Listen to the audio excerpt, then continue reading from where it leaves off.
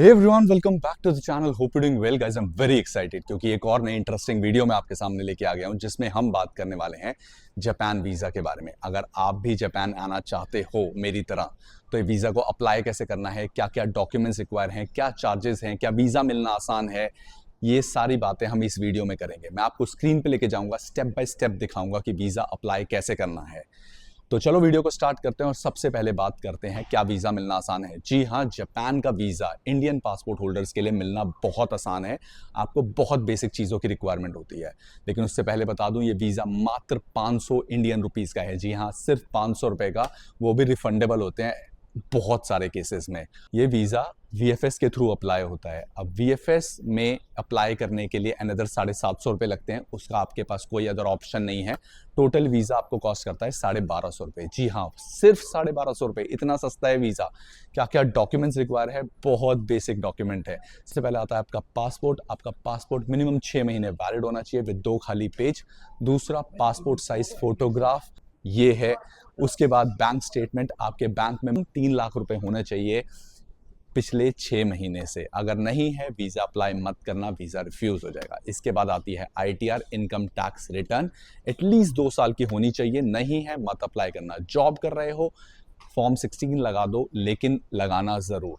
इसके बाद अगर आप जॉब कर रहे हैं तो आपको लगाना होगा एक एनओसी, नॉन ऑब्जेक्शन सर्टिफिकेट, और 3 महीने की सैलरी स्लिप। वही अगर आप कोई बिजनेस कर रहे हैं तो आपको लगाना होगा बिजनेस रजिस्ट्रेशन, जिसमें आता है उद्यम, एमएसएमई, जीएसटी, कुछ भी इनमें से लगा सकते हैं। देन उसके बाद बहुत बेसिक अलग रिक्वायरमेंट जो आती है आपकी, cover letter, itinerary, flight ticket. ये फ्लाइट टिकट आप डमी भी लगा सकते हैं, dummy hotel booking and insurance. अगर किसी को डाउट है इन 5 डॉक्यूमेंट्स में कि कैसे अप्लाई करना है, cover letter, itinerary, flight, hotel, insurance कहाँ से मिलेंगे, डमी एंड ऑल, तो आप मेरे को कमेंट कर सकते हैं, इंस्टाग्राम पे आके मैसेज कर सकते हैं, मैं आपको इसमें भी हेल्प कर दूंगा।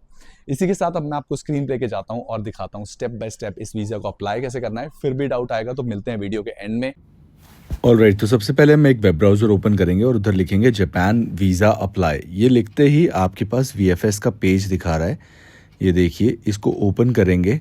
ओपन करने के बाद यहाँ सामने दिखा रहा है अप्लाई वीज़ा बुक अपॉइंटमेंट। यहाँ पे अप्लाई वीज़ा पे क्लिक करेंगे।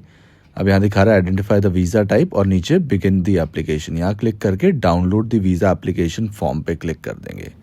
अब इसके बाद अब वीज़ा इन्फॉर्मेशन पेज पे आ जाएंगे। यहाँ पे दिखाया जा रहा है मुंबई में कौन जाके अप्लाई कर सकता है, दिल्ली में कौन अप्लाई कर सकता है, और थोड़ा सा स्क्रॉल करूँ तो नीचे कैलकाटा का भी दिखा रहा है। मैं दिल्ली से अप्लाई कर रहा हूँ, सपोज आप पंजाब से हैं, आप भी दिल्ली से अप्लाई करेंगे। यहाँ क्लिक करें, उसके बाद please select the visa type पे ऑप्शन आ रहा है। यहाँ टूरिज्म वीज़ा पे क्लिक करें और download form visa application form, ये क्लिक कर लें। ये एक फॉर्म है जो आपको डाउनलोड करना है, या फिर आप यहाँ पे फिल करने के बाद भी डाउनलोड कर सकते हैं। तो चलिए फॉर्म फिल करना स्टार्ट करते हैं। सबसे पहले हमें मेंशन करना है हमारा लास्ट नेम। अगर लास्ट नेम नहीं है आप छोड़ दीजिए और सीधा फर्स्ट नेम मेंशन कर दीजिए, अपना पूरा नाम यहाँ। उसके बाद अपना डेट ऑफ बर्थ मेंशन करिए। फिर डेट ऑफ बर्थ मेंशन करने के बाद प्लेस ऑफ बर्थ मेंशन करिए। मेक श्योर पासपोर्ट से मैच करके करिएगा। इसके बाद अपना जेंडर पिक करिए। फिर मैरिटल स्टेटस। अब नेशनैलिटी आप ऐसे भी लिख सकते हैं और ड्रॉप डाउन से भी सेलेक्ट कर सकते हैं। अब यहाँ क्विकली इंडिया सेलेक्ट कर लिया मैंने। उसके बाद आप अगर कोई और नेशनैलिटी होल्ड कर रहे हैं तो आप मेंशन करिए, यहाँ नहीं तो एनए कर दीजिए। अब यहाँ पे आईडी इशूड बाय गवर्नमेंट, यहाँ पे आपको आधार कार्ड नंबर मेंशन करना है। फिर पासपोर्ट टाइप ऑर्डिनरी पासपोर्ट है, वहाँ क्लिक करिए। उसके बाद पासपोर्ट नंबर। फिर place of issue, again passport से देख के करिएगा। अगर दिल्ली लिखा है दिल्ली लिखिए, अदरवाइज न्यू दिल्ली लिखा है न्यू दिल्ली। जैसे लिखा है बिल्कुल सेम वैसे। कई लोगों में दिल्ली 2 बार आता है, तो ये चीज़ देख लीजिएगा। जैसे है बिल्कुल सेम मेंशन करना, नहीं तो आपका वीज़ा रिजेक्ट हो सकता है। अब इसके बाद डेट ऑफ इशू, अगेन सब कुछ पासपोर्ट से देख के ही फिल करिएगा। इसके बाद इशूइंग अथॉरिटी, ये आपको पासपोर्ट के फ्रंट पेज पे दिख जाएगा। नहीं मिलता तो मैं आपको बता देता हूँ, मिनिस्ट्री ऑफ एक्सटर्नल अफेयर्स आता है। आप ये सेम MOEA भी लिख सकते हैं। फिर उसके बाद डेट ऑफ एक्सपायरी, आपका पासपोर्ट कब एक्सपायर हो रहा है। अब इसके बाद आता है सर्टिफिकेट ऑफ एलिजिबिलिटी नंबर, इसको आप ब्लैंक छोड़ दीजिए। फिर पर्पस ऑफ विजिट टूरिज्म। इसके बाद आता है कितने दिन के लिए आप जापान जा रहे हैं, मैंने 7 डेज मेंशन कर दिया। डेट ऑफ अराइवल यहाँ पे मेंशन करिए। जरूरी नहीं है आप इस टाइम जाएंगे, लेकिन हाँ जो आप डमी टिकट लगा रहे होंगे उसमें ये डेट होनी चाहिए।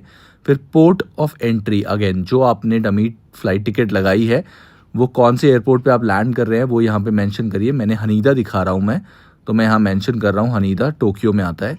फिर नेम ऑफ शिप और एयरलाइन, कौन सी एयरलाइन से जा रहे हैं। डमी टिकट में मेरी एयर इंडिया है, मैंने वो मेंशन कर दिया।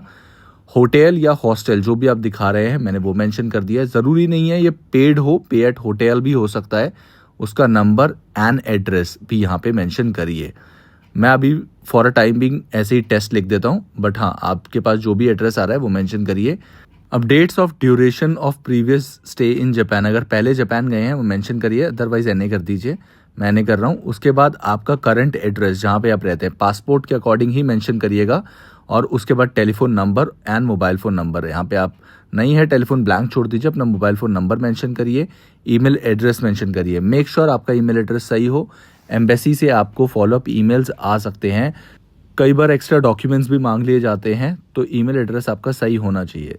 देन करंट प्रोफेशन और ऑक्यूपेशन, जो भी आप काम करते हैं वो यहाँ पे मेंशन करिए। आप जॉब कर रहे हैं जॉब का मेंशन करिए, कंपनी का नाम, नंबर एंड एड्रेस अपनी पोजीशन के साथ। और अगर आप बिजनेस कर रहे हैं तो अपने बिजनेस का नाम मेंशन करिए, नंबर एंड एड्रेस मेंशन करिए। उसके बाद इस कॉलम को एनए कर दीजिए। मेजरली उनके लिए है जो माइनर हैं, जिनके पेरेंट्स ये फॉर्म फिल कर रहे हैं, उनको अपना ऑक्यूपेशन दिखाना है। अदरवाइज इसको एनए करके आप आ जाइए नेक्स्ट पे। फिर उसके बाद अगर कोई आपके पास गारंटर है या इनवाइटी है उनकी डिटेल मेंशन करिए, अदरवाइज ये भी एनए कर दीजिए। देन लास्ट में ये सब नो कर दीजिए कि अगर आपने कोई क्राइम किया है तो ये इन सब चीज़ों का होता है, सब एनए करिए। उसके बाद अपना date of application and signature, that is it. अपना आज का डेट मेंशन करिए जब आप वीज़ा एप्लीकेशन फॉर्म फिल कर रहे हैं और साइन करिए, और इसका प्रिंट निकाल कर अपने बाकी डॉक्यूमेंट्स के साथ एप्लीकेशन में अटैच कर लीजिए। तो आई होप अब सबके डाउट क्लियर हो गए होंगे और किसी को कोई कंफ्यूजन नहीं होगी। अगर फिर भी डाउट आ रहा है ना, कमेंट करो या इंस्टाग्राम पे आके मैसेज करो, मैं हेल्प करूंगा। It's just not related to Japan visa. World में कहीं भी जाना है, फिर वो वीज़ा हो, dummy flight ticket, dummy hotel booking, insurance, cover letter, itinerary, सस्ता कैसे ट्रैवल करें, कुछ भी डाउट है कमेंट करो या इंस्टाग्राम पे आके मैसेज करो, आपको हेल्प ज़रूर मिलेगी। इसी के साथ मिलते हैं ऐसे करने वाले और इंटरेस्टिंग वीडियोस में। चैनल को कर दो सब्सक्राइब, क्योंकि बहुत प्यारी सीरीज स्टार्ट हो गई है जापान की, बहुत प्यारी प्यारी जगह घूमने वाले हैं। तब तक के लिए bye, take care and keep travelling.